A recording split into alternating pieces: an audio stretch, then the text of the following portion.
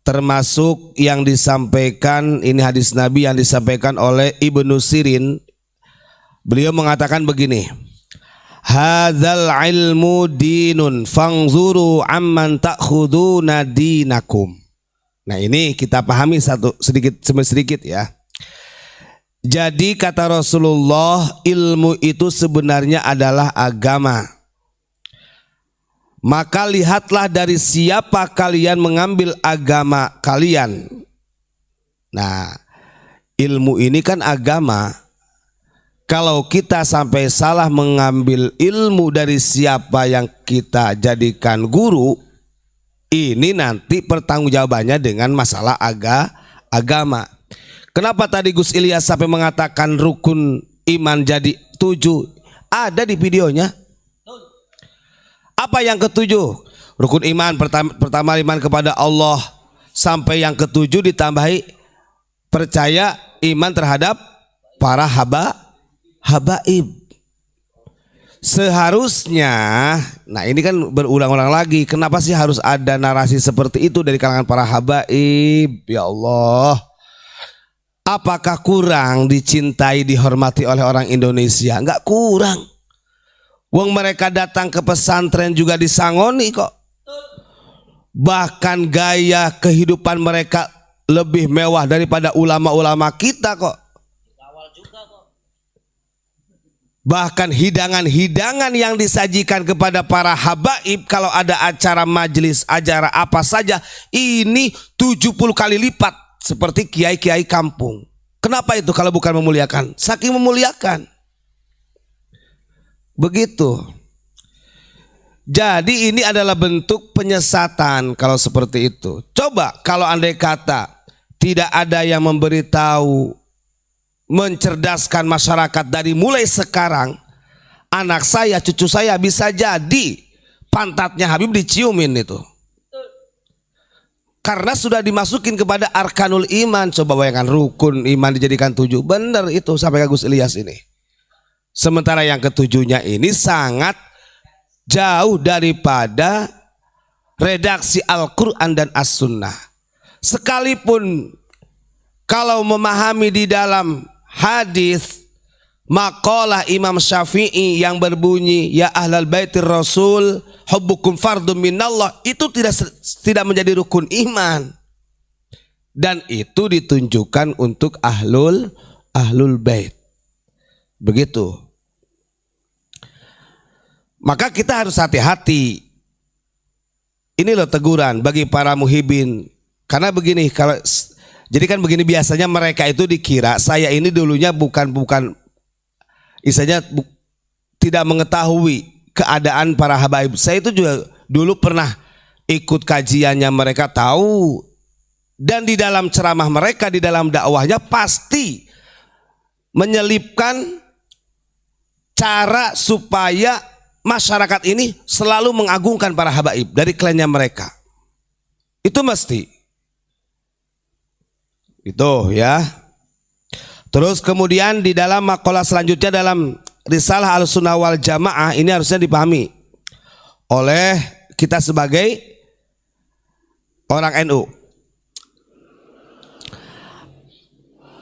Imam Dailami meriwayatkan dari Ibnu Umar bahwa, nah ini selanjutnya makalahnya, al-ilmu dinun was-salatu dinun faqduru amman ta'khuduna hadzal ilma wa kaifa tusalluna hadhihi sholati fa innakum tus'aluna yaumal qiyamah fala taruhu illa amman tahaqqaqat ahliyatuhu bi ayyakuna minal adulis thaqatil mutqinin. Nah ini yang artinya ilmu itu sebenarnya adalah agama. Salat juga pada hakikatnya adalah agama. Nah ini walaupun kata Abuya kan sering disampaikan, salat itu tiangnya siapa kan gitu kan. Betul, memang dalam hadis Nabi salat itu tiangnya agama. Artinya kebaikan seseorang manusia ini diukur pondasinya itu dengan sholat. Nah, maksud yang disampaikan oleh Abuya bahwa tiangnya agama ini ulama ini bukan lahir daripada hadis. Kalau di dalam hadis memang sholat itu tiangnya agama. Tapi yang memberikan ilmu tentang sholat maka tetap para alim ulama gitu loh maksudnya. Biar gak salah penafsiran. Kadang-kadang kan banyak yang salah penafsiran. Bahaya. Terus kemudian di dalam hadis Sahih Muslim yang diriwayatkan oleh Abu Hurairah, beliau mengatakan begini, yakunu fi akhiriz zamani dajjaluna kadzabuna ya'tunakum minal ahadithi bima lam tasma'u antum wala aba'ukum fa iyyakum wa iyyahum la yudillunakum wala yuftinunakum. Yang artinya kata Kanjeng Nabi, pada akhir zaman nanti akan ada masa di mana dajjal tukang bohong. Ingat, dajjal tukang bohong. Mereka memberitahu kalian tentang sesuatu yang tidak pernah kalian dan orang tua kalian dengar. Ini sudah banyak cara pembohongannya itu. Jadi mereka itu membawa hadis-hadis palsu. Kita ini gak pernah dengar keterangan tersebut dari guru-guru kita, dari nenek moyang kita. Ini ada keterangan-keterangan, cerita-cerita yang kita gak pernah tahu, bahkan dari ajaran kita gak ada. Banyak tuh. Masa harus kita yang menyampaikan bahwa Habib itu dajjal? Kan gak mungkin. Tapi ini karakternya kan mirip-mirip. Bagaimana bisa? Dari dulu rukun iman itu 6, kok bisa jadi 7? Nah ini termasuk dajjalul kadzabun. Loh bener loh. Sampai pernah dengar dari nenek sampean ada rukun iman 7, yang ketujuhnya Habib? Kan gak ada. Ini loh disampaikan oleh Kanjeng Nabi. Bahkan sampai pakai muqaddam melebihi, bahkan kan. Nah ini saya ingin membahas, ada yang saya sebenarnya nanti besoklah saya bahas lebih detailnya. Tahlil itu adalah kata mereka hasil daripada Habib Abdullah Al-Haddad. Kenapa? Karena itu mau menenggelamkan Syekh Ja'far Al-Barjangji. Sebenarnya itu memang kurunya memang karena, tapi kita kan nggak tahu. Kan ini kan masalahnya kan Ba'alawi ini bermasalah, tidak terverifikasi sampai dini hari. Kalau Syekh Ja'far Al-Barjangji sudah terverifikasi, makanya dulu panduan sholawat yang sampai ke Nusantara itu lebih duluan Al-Barjangji daripada Simtud-Duror. Cara mereka untuk mengangkat habaibnya, akhirnya mereka menyebut bahwa Habib Abdullah Al-Haddad yang membuat Rotibul Haddad ini adalah orang pertama yang menyusun tahlil. Ya gak apa-apa, silahkan ketika Anda mengatakan begitu, monggo. Tapi jangan sampai menafikan Syekh Ja'far Al-Barjangji.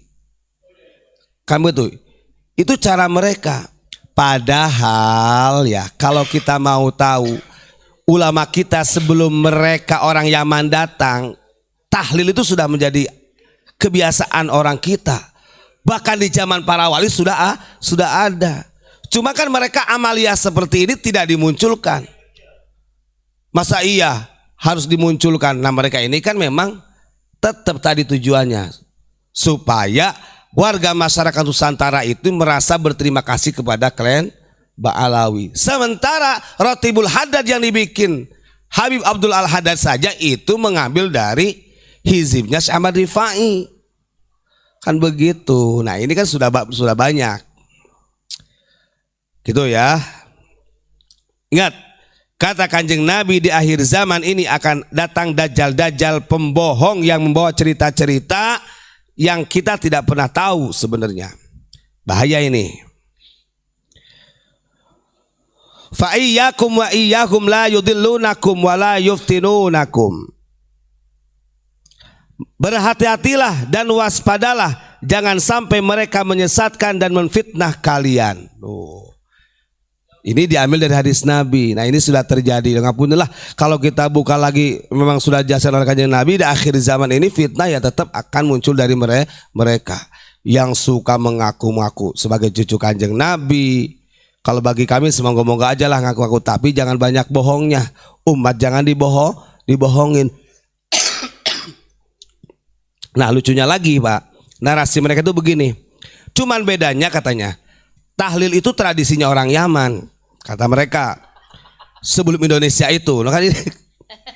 Terus, cuman bedanya apa? Tahlilnya orang Yaman dengan orang Indonesia itu dalam tawasul katanya. Kalau orang Yaman tawasulnya itu wali kutubnya kepada Faqih Muqaddam.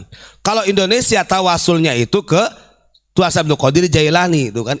Ini kan artinya narasi seperti itu, ada saya videonya. Dia kan ingin menyaingi Tuan Abdul Qadir Jailani karena kalau secara martabat kewalian lebih masyhur Abdul Qadir Jailani. Wong di pesantren-pesantren lo nggak kenal Faqih Muqaddam, khususnya pesantren NU lah ya. Gak ada yang kenal kita Faqih Muqaddam itu. Nah, cara memperkenalkan mereka ke orang Nusantara dicocokin nih. Apalagi kalau sampai ada orang-orang kita yang mondok di para habaib, udah mesti ingat nanti tahlil ini ada tradisinya Yaman. Gitu kan? Padahal Yaman itu dulu ada kerajaan terakhir di Yaman namanya kerajaan Himyar. Itu Yahudi. Ya. Katanya bedanya tawasulnya cuman itu. Kalau wali kutubnya, kalau Yaman itu kepada Faqih Muqaddam, kalau orang Indonesia ketua Abdul Qadir Jailani. Sampai kapanpun ya kita ini gak kenal namanya Faqih Muqaddam. Tetap kita mah ikut ajaran ulama kita. Kalau andai kata ulama-ulama Nusantara di abad 17, 18, 19 itu memang betul ada tokoh Faqih Muqaddam sebagai wali kutub pada waktu itu, kenapa tidak dikenalkan oleh ulama kita? Tetap Tuan Abdul Qadir Jailani yang dikenalkan. Nah, ini kan banyak narasi-narasi yang memang sengaja mereka ini ingin menenggelamkan. Pokoknya ini wali kutub dengan wali kutub ini disaingkan modelnya. Bahkan dia sampai ngomong Isra Mi'rajnya Faqih Muqaddam ini mengalahkan Tuan Abdul Qadir Jailani sampai 70 kali. Nah, ini kan berlebihan kalau menurut saya ya.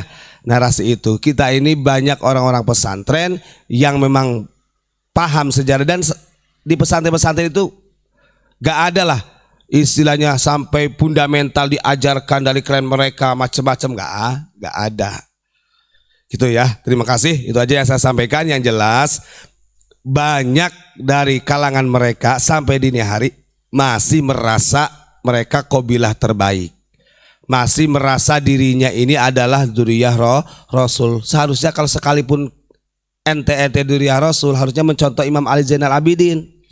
Imam Ali Zainal Abidin itu di dalam kitab Tafsirul Bayan itu mengatakan kalau ada orang yang mengatakan dia sebagai cicit Kanjeng Nabi itu nangis. Enggak bangga, nangis. Ini mah ngomong saya ini sebenarnya malu. Contoh Habib Lutfi. Saya ini malu dipanggil Habib. Habib Lutfi ngomong kayak gitu ya. Dengan suara apa halus, saya ini malu dipanggil Habib. Tapi dia memprovokasi dengan kalimatnya Sadatul Ba'alawi awwalu man yadkhulunal jawi binti syaril Islam. Nah, pret ya itu namanya itu munafik, namanya lain di mulut lain di hati ya bunten. Nah itu ya, ini kan bahaya kayak gitu-gitu. Dan sebenarnya gini nih, kalau secara ilmu komunikasi, dan ini Gus Ilyas lebih paham. Kalau orang mengulang-ulang, kami ini malu disebut Habib, kami tidak butuh dihormati. Orang yang ngomong kayak gitu adalah Habib. Secara narasi, ilmu bahasa, berarti dia urgent ingin dihormati. Gitu loh. Kok kita coba apa ya istilahnya ilmu apa Gus? Memalukan. Coba contoh inilah saya nih. Saya anaknya Abah Gufron, ada kata. Saya ini malu jadi anaknya Abah Gufron. Karena saya tidak bisa melaksanakan perjuangannya Abu Yamamah Gufron. Berulang-ulang seperti itu andai kata saya sampaikan. Ke jamaah ke siapa? Berarti kalau orang yang urgennya seperti itu, dia itu ingin dihormati. Karena ketika merasa malu, mereka tidak akan mampu, jangankan untuk mengatakan saya malu, tapi bertindak dengan perilaku. Itu contohnya. Masya Allah. Habib Hanif kan begitu. Habib Hanif itu dengan lantangnya. Sekarang aneh orang-orang itu. Katanya ada yang menfitnah bahwa Habib-Habib ini gila hormat, ingin dihormati. Hei, dengerin. Kami para habaib Robito Alawiyah tidak ada yang meminta dihormati, kata Habib Hanif. Kami tidak gila hormat, gitu kan. Tapi ujung-ujungnya yang menyuruh mencintai Habib itu adalah Rasulullah. Pret lagi itu. Artinya Dawid itu kan lucu. Coba Muhibin melek dah, dengerin ceramah-ceramahnya mereka ketika mendoktrin, begitu aja. Dan itu kayak urgen gitu. Ada lagi ini yang ngomong gini, terserah kamulah, saya mau dipanggil Habib kek, mau dipanggil Sayyid, makin nama gak apa-apa, bagi kami itu tidak penting. Sekalipun kami ini mau disebut anjing kek, ada gitu, sosok tawadu, tidak penting. Tapi setelah itu teriak-teriak dia, teriak-teriak menghina kiai, karena ini kan lucu lagi. Banyak lah gitu ya. Jadi saya harap pokoknya para pecinta ulama Nusantara jangan pernah gentar, terus berjuang. Kita yakin pertolongan Allah itu ada. Ada juga orang yang mengatakan begini, wah ini kan gara-garanya pembatalan nasab ke Habib makanya banjir di Demak. Apa urusannya dengan banjir? Gak ada urusan, Prat itu. Itu namanya cocok logi itu. Halu itu namanya. Orang-orang itu gak ngerti. Makanya ayo siapa yang mau ngundang kita nanti ya di mana saja. Bila perlu di tempatnya Habib lah, langsung lah. Biar seru gitu. Serius Pak, saya gak bohong. Yang penting datang dulu ke Pondok Unik. Karena bagi kami ini akan lebih senang ketika dihadirkan langsung. Bila perlu Habibnya juga undang. Mereka gak ngerti ya. Ketika di Tangerang, Abah itu kan pernah tampil bareng sama Habib Umar, orang Pasuruan, yang dia diamnya di Tangerang. Sama Abah diginiin loh sama Abah, Bib, kalau bukan karena Syekh Nawawi para habaib lo nggak bisa di Indonesia, digituin. Ya, itu di depan Habib loh, ada videonya. Bukan di belakang layar. Gitu. Jadi sebenarnya sebelum rame-rame masalah nasab, Abah sendiri, Abah Gufron itu sudah menyikat terus para habaib itu. Habib Yahudi. Ya. Masya Allah. Nah itu ya. Terima kasih. Itu aja yang saya sampaikan. Assalamualaikum warahmatullahi wabarakatuh.